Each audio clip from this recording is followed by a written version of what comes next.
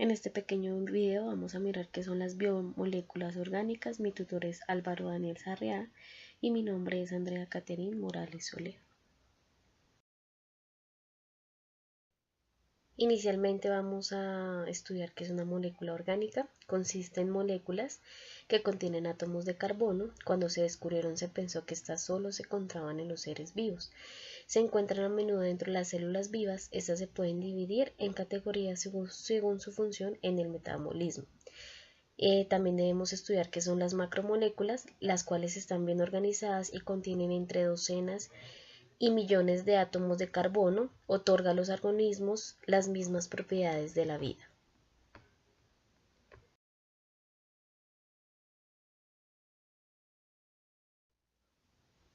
Bloques de construcción.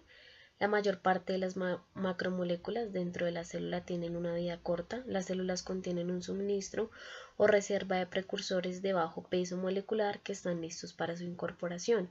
Otra que podemos evidenciar son los intermediarios metabólicos. Las moléculas de una célula tienen estructuras químicas complejas.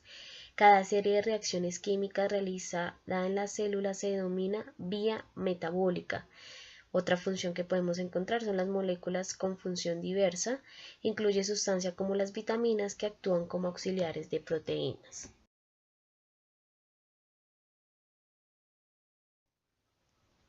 Ya después de validar qué es una macromolécula y las moléculas, vamos a estudiar los tipos de moléculas biológicas. Las macromoléculas se dividen en las siguientes cuatro.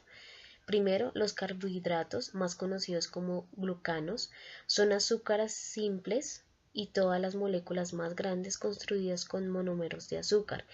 Los azúcares en su mayoría son representados con la fórmula CH2O. Los más importantes en el metabolismo celular tienen valores de N que van de 3 a 7, los cuales se conocen como triosas, tetrosas, pentosas, bexosas y heptosas.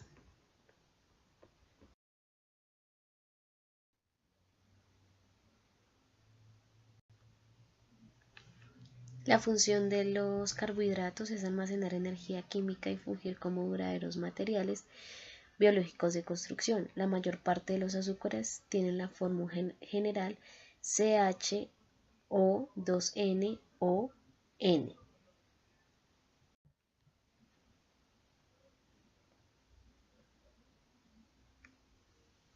Sus características, estructuras de los azúcares simples. Cada molécula de azúcar consiste en una columna central de átomos de carbono unidos en una línea mediante enlaces simples. Por su gran cantidad de grupos hidroxilo, los azúcares tienden a ser muy solubles en agua. Podemos evidenciar en la siguiente imagen los diferentes tipos o estructura de azúcares simples que se tienen en los carbohidratos.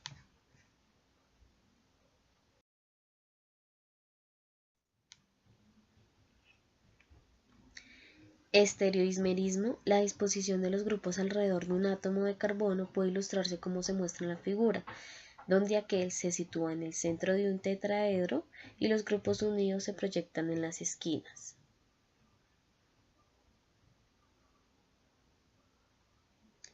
Existen dos moléculas llamadas estereoismero o enantiómeros. Tienen la misma reactividad química, pero sus estructuras son imágenes en espejo.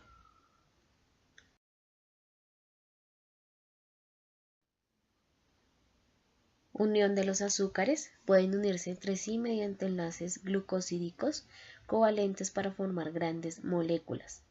Los azúcares pueden unirse mediante diversos enlaces glucosídicos. Las moléculas formadas por dos unidades de azúcar se denominan disacáridos. Estos sirven como reservas de energía de fácil acceso.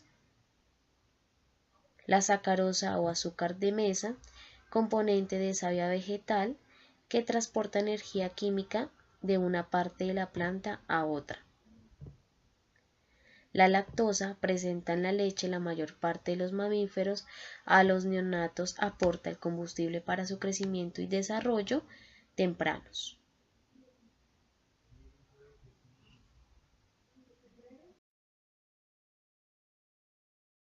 Ahora vamos a observar la clasificación. Los polisacáridos, Claude Bernard investigaba la causa de la enfermedad de la diabetes, dentro de la cual descubrió que la glucosa ingresa a la sangre desde el hígado. En su hipótesis, el equilibrio entre la formación y la degradación del glucógeno en el hígado principal para mantener la concentración relativamente constante homeostática de glucosa sanguínea. Su hipótesis salió correcta, ya que la molécula que nombró glucógeno es un tipo polisacárido, polímero de azúcares unitarios unidos por enlaces glucosídicos.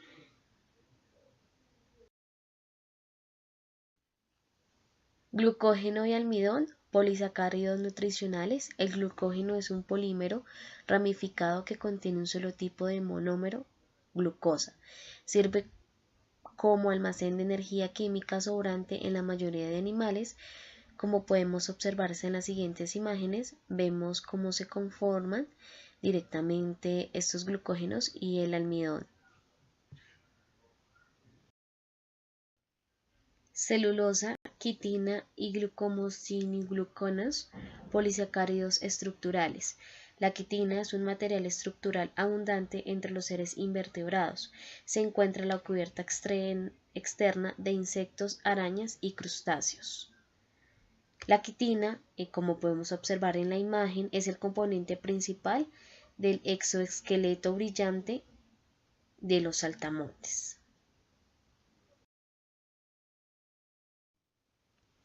Ahora vamos a ver toda la información referente a los lípidos, su función, grupo de moléculas no polares, su característica es disolverse en solventes orgánicos y su incapacidad de hacerlo en el agua. Se clasifican en inicialmente grasas, son una molécula de glicerol unida con enlaces ester o 3 ácidos grasos. De acuerdo a su cadena existe denominada hidrocarburo, la cual es hidrófoba. Por otra parte se encuentra en el grupo del carboxilio, la cual tiene una carga negativa a pH filosófico llamado hidrófilo.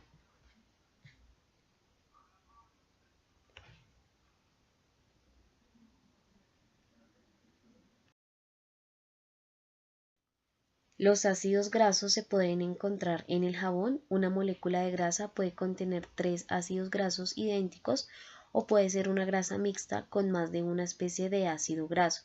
Son muy ricas en energía química, carecen de grupos polares, lo que causa que sean muy insolubles en el agua y se almacenan en las células en forma de partículas lípidas secas. Otra clasificación son los esteroides.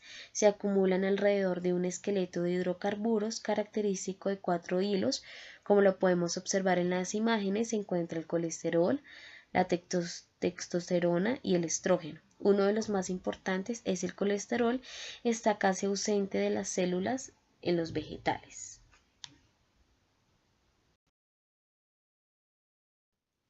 Otra clasificación de los carbohidratos son los fosfolípidos. Su molécula se parece a la de la grasa, pero solo tiene 2 cadenas de ácido graso. Es un diacilglicerol. Tiene 2 extremos con propiedades. El que contiene el grupo fosfato tiene un carácter hidrófilo distintivo. Su otro extremo, compuesto por las 2 puntas de ácido graso, tienen un carácter hidrófilo característico, como lo podemos observar en la imagen.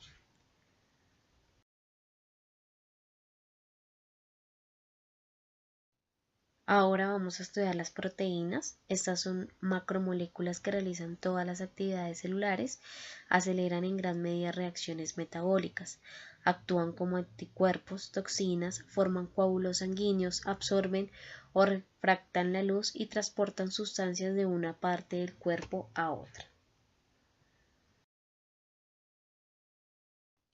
Sus características, bloques de construcción, son polímeros formados por monómeros de aminoácidos. Pueden comprenderse si se examinan las características químicas de sus aminoácidos constituyentes. Se debe considerar 2 aspectos, la región que es común en todos ellos y la que es particular de cada uno. Aquí lo podemos dividir en estructura de los aminoácidos. Tienen un grupo de carboxilio y un ánimo separados por un átomo de carbono, como lo podemos observar en la imagen. Se observan los componentes que contiene cada estructura de aminoácidos.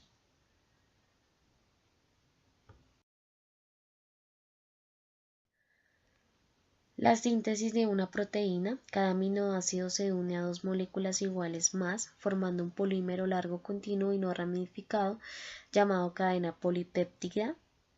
Como lo podemos observar en la imagen, se muestra su diferente componente que tiene. Las propiedades de las cadenas laterales. Otra característica es una estructura central o cadena principal de polipéptido formada por la parte de cada aminoácido que es común en todos ellos. Sus características variadas de las cadenas laterales de los aminoácidos son importantes para la interacción intramolecular.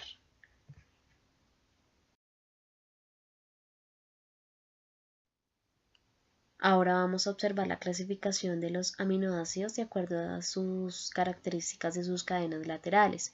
Inicialmente vamos a ver los polares con carga. De este grupo los aminoácidos son los ácidos aspartico y glutámico, la lisina y la arginina, las cuales tienen cadenas laterales que se cargan por completo. Contienen ácidos y bases orgánicos relativamente fuertes. Como podemos observar en la imagen, se ve el componente de cada una del ácido aspartico, ácido glutámico, la lisina, la arginina y la histidina. Las cadenas laterales hidrófilas actúan como ácidos o bases que tienen a tener cargas completas positivas o negativas en condiciones fisiológicas. Las cadenas laterales también forman enlaces iónicos que a menudo participan en reacciones químicas, como lo podemos observar en la imagen.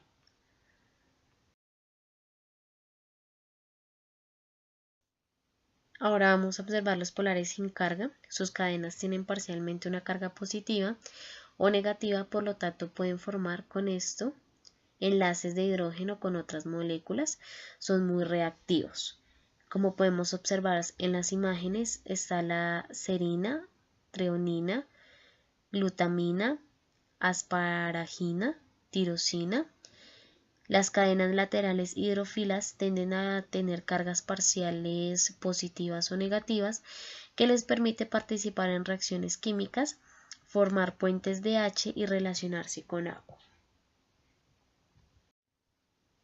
Ahora podemos observar los no polares. Sus cadenas son hidrófobas e incapaces de formar enlaces electrostáticos o de interactuar con el agua. Casi siempre carecen de oxígeno y nitrógeno, varían sobre su tamaño y forma. Aquí podemos observar la alanina, valina, leucina, isoleucina, metionina, fenilalina, triptófana. Como lo podemos observar en la imagen, la cadena lateral hidrófoba consiste casi por completo en átomos de CEH. Estos aminoácidos tienden a formar en el centro las proteínas solubles, sepultados lejos del medio acuoso. Tienen una función importante en las membranas porque se vinculan con la bicapa lípida.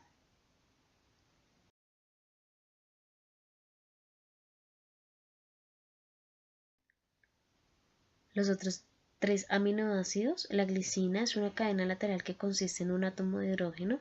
Es más flexible que los otros aminoácidos y permite que algunas partes de la columna central se muevan o forman bisagra. La prolina es una molécula hidrófoba que se adapta con facilidad en una estructura secundaria organizada. Y la cisteína contiene un grupo sulhidrilo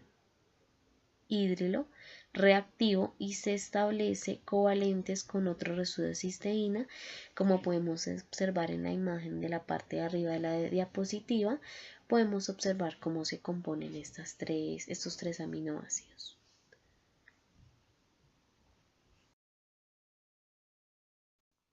Ahora vamos a observar la estructura de las proteínas. Para entender el mecanismo de acción y función biológica de una proteína, es indispensable saber cómo se construye una proteína.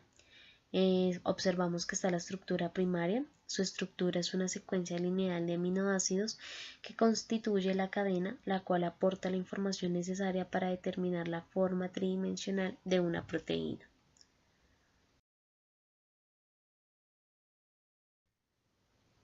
Estructura secundaria. Las proteínas se forman mediante enlaces en una gran cantidad de átomos.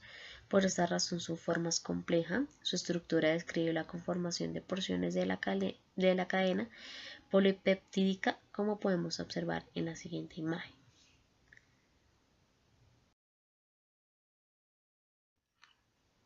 La estructura terciaria se estabiliza mediante un conjunto de enlace no covalentes entre las diversas cadenas laterales de la proteína.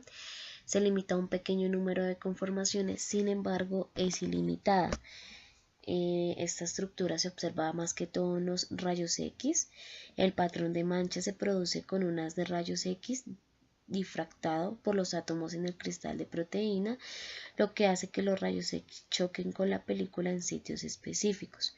La información obtenida de la posición e intensidad de las manchas puede usarse para calcular las posiciones de los átomos para difractar el haz de la proteína, lo que da lugar a estructuras complejas.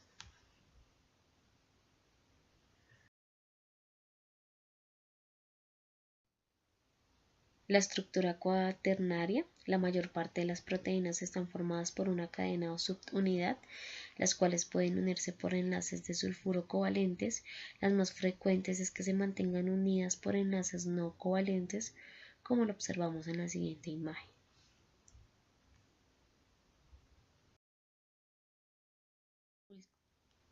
Y por último vamos a ver los ácidos nucleicos. Fueron descubiertos por primera vez en el núcleo de las células moléculas que contienen carbono, hidrógeno, oxígeno, nitrógeno y fósforo, como lo observamos en la imagen. Su estructura, estas se clasifican en dos variedades.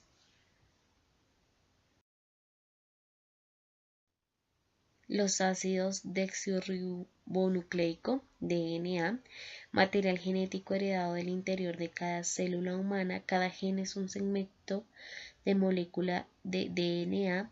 Los genes determinan los rasgos hereditarios, regulan la mayoría de actividades que tienen lugar en las células del organismo durante toda la vida. Cuando la célula se divide, su formación hereditaria pasa de la siguiente generación de células. En la siguiente imagen vemos la estructura del DNA.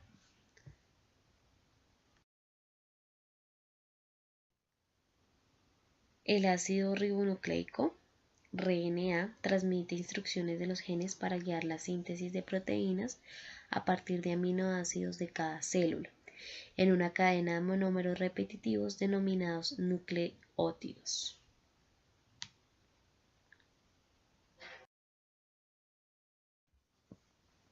Cada nucleótido de DNA consiste en tres partes. Primero está la base nitrogenada. En el DNA las cuatro bases nitrogenadas son adenina, timina, citosina y guanina. La adenina y la guanina son bases más grandes de dobles anillos llamadas purinas. La timina y la citosina son bases más pequeñas de un solo anillo llamadas primadas.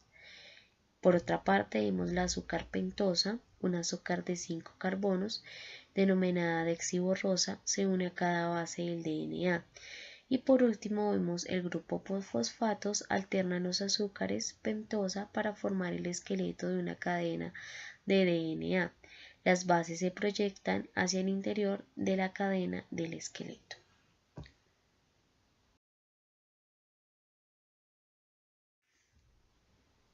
Ya con esto finalizamos la presentación de las biomoléculas. Muchas gracias por la atención prestada. Espero haber sido clara con la información brindada en estas diapositivas.